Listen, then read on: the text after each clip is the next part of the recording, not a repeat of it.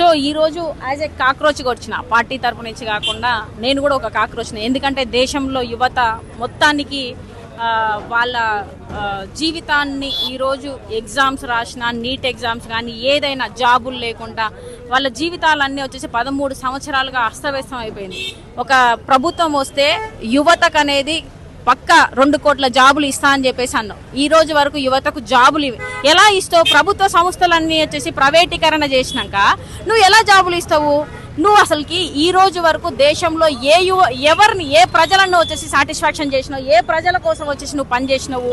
ఇప్పటిదాకా నువ్వు చేసిందల్లా పెద్ద స్కాములు చేసేసి దేశాన్ని అప్పుల పాలు చేసినావు. 50,000 లక్షల కోట్ల అప్పు ఉంటే ఎన్ని సంవత్సరాల్లో 60 సంవత్సరాలలో అంత 13 మంది ప్రధానులు పనిచేస్తే 50,000 లక్షల కోట్ల అప్పు అయితే నువ్వు వచ్చిన తర్వాత 13 సంవత్సరాలలో 250,000 లక్షల కోట్లు అప్పు చేసినావు.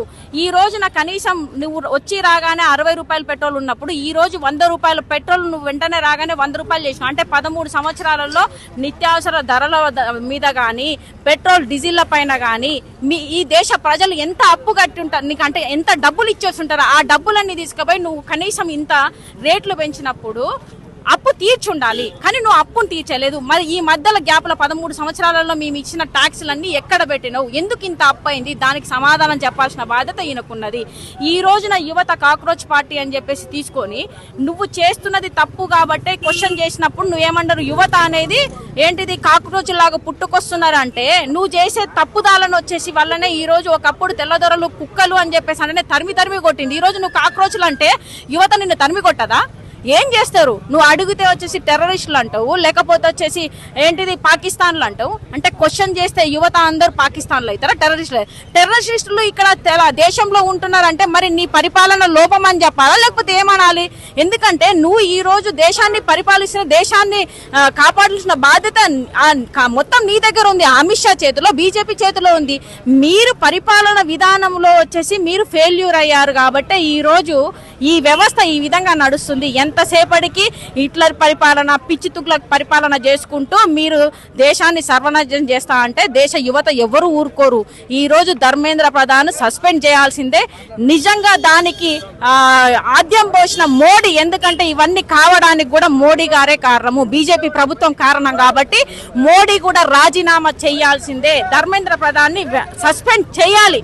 రాజీనామా అంటే ఒకప్పుడు వచ్చేసి రైల్వే మినిస్టర్ వచ్చేసి తన నైతిక బాధ్యత వహించి ఆయన రాజీనామా చేసేట. ఇప్పుడు ఈ ప్రభుత్వం గత 13 సంవత్సరాలుగా బీజేపీ ప్రభుత్వం వాళ్ళల్లో అక్రమాలు చేసిన వాళ్ళందరినీ తీసుకుపోయి ఈడీ సిబిఐని మిగతా పార్టీలలో ఉంటే పంపిస్తారు, తీసుకుపోయి మళ్ళీ వచ్చేసి మోడీ దాంట్లోనే జాయిన్ చేయించుకుంటారు. అంటే మోడీ దాంట్లో ఉంటే వీళ్ళందరూ వాషింగ్ పౌడర్ నిర్మాలాగా క్లీన్ అయిపోతారు. అంటే ఈ రోజు దేశంలో ఆడవాళ్ళకు కూడా భద్రత లేకుండా ఉన్నది. ఆడవాళ్ళని అందరినీ రేపులు చేసే పార్టీ ఏదన్నా ఉంటుందో ఈ బీజేపీ పార్టీయే. వాళ్ళందరినీ మళ్ళీ బీజేపీయే దాంట్లోకి చేర్చుకుంటది. నేను ఒకటే చెప్తున్నా, నువ్వు యువతకు న్యాయం చేయలేదు కాబట్టి ఈ రోజు కాక్రోచ్ గా పుట్టుకొచ్చింది. ఇదే యువత నువ్వు చేసిన వాటినన్ని అక్రమాలన్నింటినీ బయటికి తీస్తుంది. ధర్మేంద్ర ప్రధాన్ ఖచ్చితంగా సస్పెండ్ చేయాలి. రాజీనామా చేయాల్సింది మోడీ గారు రాజీనామా చేయాలి అని చెప్పేసి మేము ఖచ్చితంగా ఈ యువత తరపు నుంచి నేను ఒక కాక్రోచ్ గా ఖచ్చితంగా చెప్తున్నాను దీన్ని.